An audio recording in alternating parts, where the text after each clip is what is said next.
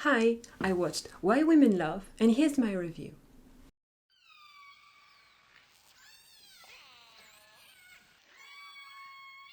Despite her age, Zhao Jiangyue never had a boyfriend. This fact, however, doesn't seem to really bother her, as she spends her time working and actually enjoys her alone time when she does rest. Living on a strict routine, her life starts to change when she is introduced to Gu Jiaxin, the son of her CEO in the company and a pro racer, who is forced by his mother to work alongside her. So this drama starts really strong in my opinion, and it actually remains very strong for most part of the drama. However, at some point I think the drama kind of starts to slow down a bit too much, and it doesn't really pick up anymore until the very end. And also it talks a lot about work. Most of the time is spent on the workplace trying to resolve problems about the company. So it's really a lot about work, and I don't really like watching dramas. I don't really like to entertain myself watching people work. It's not really my thing, so in the later parts, not that into it, and actually the last few episodes that I really had a hard time with, but I'm going to explain why in a spoil part just later. But other than that, I think the drama has a strong OST, the theme song is really nice. Also, the acting is overall very good. Especially her, I want to say, she's so cool, so kind of badass. But it doesn't take anything away from her femininity, if I can say. Yeah, she's so cool and so badass, but actually so cute at the same time. And I have to say that I find this actress really pretty. Wow. Overall, despite the later part, like I said, that I didn't really enjoy it and actually found very boring, it was difficult for me at this point to continue the drama. I still enjoyed it, especially the first part. It is very strong, and the overall theme of the drama that she's older than him by quite a few years. I think she's 30 and he's 22. I really enjoy this a lot. We often see the contrary, but I actually like to see this point of view because I think even in real life, not just in Dramaland, it's not really something that's frowned upon to be older and be with someone younger. But usually it really kind of surprises people, I think. It's not really well seen still. So I really like this theme and how they actually, I think, for a Chinese drama, kind of destroy or walk around a lot of stereotypes and show different things in a different way. Also, of course, I really enjoy the fact that I think I have actually a lot in common with the main character. I'm not going to go into too much detail, but as someone who's been single for a very long time, I can really understand her feelings and kind of her fears and how slow she can be sometimes in these matters of love. So, of course, since I was able to really project myself into her, it made it even more interesting for me. If you haven't watched it, I would still recommend it because it's actually quite a nice and fun drama with not too much drama into it. So yeah, if you want just something fun, go for it. So for this spoil part, I decided to actually go couple by couple because I really didn't know how to structure my notes. It was a huge mess because I felt like I had so much to say. So first couple is Duoshi and her boyfriend. This couple is the couple I think we see the less in this drama, but for when we see them, they are really, really cute. Their cheesiness makes them so cute, at least in my opinion. I can totally imagine that they would really annoy a lot of people with how they are acting together. Maybe the only thing that I found is a bit too much in this drama is how he confesses to her on stage, like he hacked the system in this concert hall, and this was really a bit too much. But yeah, cute couple, although nothing really to say about them. Second couple, we have Jingjing and her husband. It's pretty predictable that her husband actually isn't cheating on her and is doing this for a reason. I couldn't really find a good reason he would do this, but it's still predictable anyway. But I'm still glad they end up together at the end because they are actually very cute. In the first part of the drama, I really couldn't see his face. It was really pissing me off a lot, to say it quite nicely still. But in the end, when they get to reconcile and explain everything, they get so cute again together, and I really enjoy that. Also, and most importantly, what I liked the most is when the reveal arrives and they have this discussion in their own house or apartment. She says, "I married you for the better and the worst." It's something. I always complain in Dramaland is couples just dating or being married never talk to each other about their problems. They try to solve everything, even to the expense of their partner's happiness or whatever. It's something that always bothers me a lot. And I'm so glad Jingjing actually says it. And I'm glad he understands that, and I'm sure actually that he's not going to repeat the same mistake later. So I'm really glad they put that in there, because I think it's important, and too many dramas like to just create drama based on this, that one person doesn't want to talk about the other. So yeah, nice. Third couple, we have Xuningran and Yanran.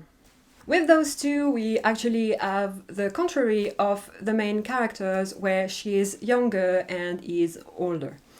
I really like them. Honestly, maybe some people felt uncomfortable. Well, I can imagine some people being uncomfortable because of the difference of age, but I actually really enjoyed it because of the dynamics they have together, and actually how they are such polar opposites, but it's actually what makes it work. I think their development is really nicely done, how they start really from strangers to really good friends, to at the end hinted that they are going to end up together. For this, I think it's just the little bit that is a bit weird for me, is because although I know from the very beginning that they are going to end up together, since we never really had any romantic moments between the two of them, it still feels a bit weird to imagine them in a relationship. But even if we take this out, I really like their relationship and dynamics, like I just said. And finally, for the last couple, we have of course Zhang Yue and Jiaxin. For these two, I really enjoy the progression of their relationship. They start on a very bad foot, we could say, but it's not really enemies, two lovers anyway. But I really like how they go from not really liking each other to really becoming friends and actually developing feelings for each other. I think it's really well done. And it actually makes sense that he is the one kind of falling for her first, or accepting his feeling for her, because he has experience in this matter. Usually in a drama, I would be kind of growing impatient with the female lead if she was too slow or this slow like Chang Yue is to accept her feelings for him. But in this drama, it's completely understandable of why she is so slow. First, to recognize that she likes him, and then to accept her feelings.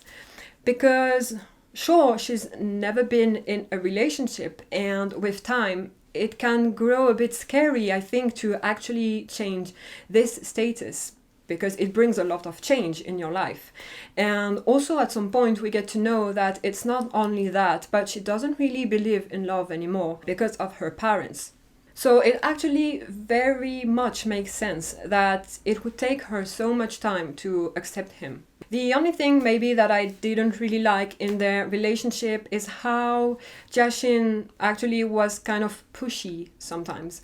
Sometimes a bit pushy is okay, you know, sometimes people need a bit of a trigger or to be pushed a bit to move and change things. But for Jashin, I think most of the time it was too pushy, and it made me very uncomfortable because I couldn't help putting myself in Chang Yue's shoes and think that if it was me, it would have scared me away long ago. I know that ultimately they do it to show that he is younger, that is driven, more passionate, and also more immature than she is. I think that's what they want to show with him acting this way, but I'm sure you can find other solutions than this to show how immature he can be compared to her. And that's actually mostly, and also because there's too much work in the drama, like I said previously, that I was not really into the later part of the drama, because I think it's the part where he's the more pushy of all in the drama. But I wrote two examples. First is the one where he goes to the farm, when Chang Yue and Shun Yuan go to this farm, and she learns about it while in the hospital, and he goes there. Well, you know, a bit of jealousy is okay, but clearly it is too much right now. I found this whole sequence very embarrassing and very difficult to watch because it's not rational. I really didn't like this scene at all. Next scene is, of course, towards the end, when he keeps being impatient and pushy about getting married. First, him asking her in front of everyone is no good, I think. I think it puts too much pressure on the person who is asked to be married to answer yes because of the people around. So first, I don't like that. But then when she said she is actually not ready, he keeps pushing her, and I really don't like that at all. And it's not like they were dating for a few months or a few years. They literally just had gotten together, so you can't do that. That's it for the couples, but I have a few things that I didn't really like or didn't like at all, or just found just weird, I want to talk about. First thing is the fact that he can fly helicopters. No, it's just weird. I think this scene would have been so much better and a lot less cringy with a pilot. And I don't know, maybe both of them in the back enjoying the view and everything, but with a pilot in front. Also, because at this moment in the drama, he is very, very pushy with her because he wants to get with her, but, you know, she's not ready to accept it yet. Since he's so pushy at this moment, I don't know about you, but I really thought he had done this whole dangerous thing in the helicopter on purpose. That says a lot about how pushy he is, that I would think he would be able to go to this degree. And even now, I'm not completely certain it was not his making. Next, and not a very important one, well, in real life, a very, very important one. But in this drama, it's not talked much about, but it still bothered me a lot, is how she says that she doesn't want to bring a new life into this world. This sentence, I can understand it 100%. So I'm completely on the same line with her. However, when she does say this, Jashin really looks sad because you can see he wants kids and he wants kids with her. And at that point, I'm like, ouch. I mean, how can the couple survive if she doesn't want kids, but he wants to have some? It's bound to not work. Also, this sentence doesn't really work with I'm not ready to marry yet. They don't really connect together because I'm not ready to marry yet is I can marry later on. I need more time. But I don't want to bring a life in this world is just really a statement of I never want to have kids. The thing is, later on, she asks to marry him. And this matter is never brought again. So did she suddenly change her mind and wants to have kids? But since I don't see it as related to marriage, I'm like, okay, they are going to get divorced in a few years because he wants kids and she doesn't. So yeah, this thing is just touched a bit in the drama. I could say maybe not that important, but I took it very seriously and I didn't like it at all. And finally, to end on a positive note, I wrote 3 things that I really, really liked in this drama and wanted to share. First thing is I really like when they part ways for 6 months because he has to go to his racing training. I like how they separate and as soon as he doesn't see her anymore, he starts crying. First, I'm just weak for guys crying. So this is first thing. But second, I really like that it's him that we see crying so much because usually in Dramaland, maybe the guy is a bit sad or maybe his eyes get a bit wet or maybe, the single tear coming down. But he really full on starts crying as soon as he can't see her anymore. And it really touched me and I really liked that we see him at this moment. Second thing I really, really liked is how she is the one to propose the second time.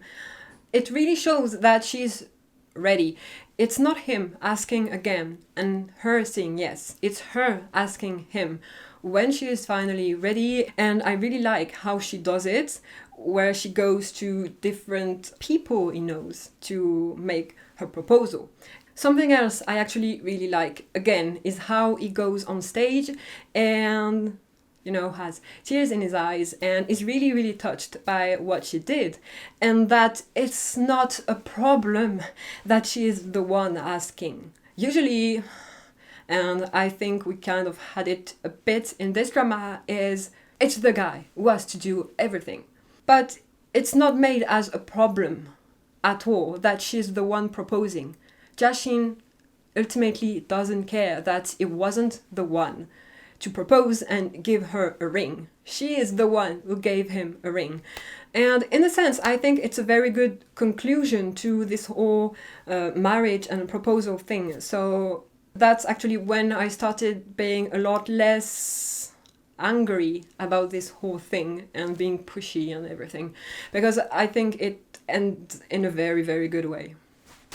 And last thing, since I've been going in chronological order, you probably know what I'm going to say is I absolutely adore that she learned to drive a motorcycle. I was not expecting it when you see her coming out and she's dressed exactly like him. And I was not expecting her to actually take out her driver license. And yeah, for a second I was scared because I thought it was really not going to accept her driving him in the back. But it does it and she's so confident. And I really, really love that because first, it's something that in Dramaland, it's always like that. the girl doesn't know how to drive, and when she does, she's very bad at it. So I hate that, always. But they did it right in this drama, and it's not even a car, it's a motorcycle. Second thing, I really love it because it shows that, you know, she takes interest in his passion and she wants to be able to share it with him. So I really like this. And yeah, I don't know, I just feel like this ending with her driving, especially after she was the one making the proposal, and since she's older, also I think it links everything. I just think and feel like this ending is so fitting for the both of them, and it feels very rewarding and satisfying of an ending.